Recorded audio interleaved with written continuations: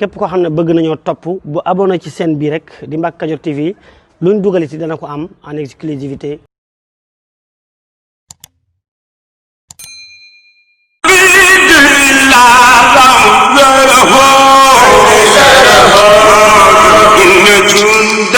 من خياف قد سرى هذا قلبي قد سرى وثماني قد جفا طيب القرى أين مني أين منه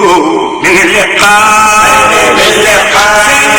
أين موضوع أين بيسي من اللقاء سيدي أحمد سيتاو موضوع من اللقاء شيخ الخليفة برم جامونو من اللقاء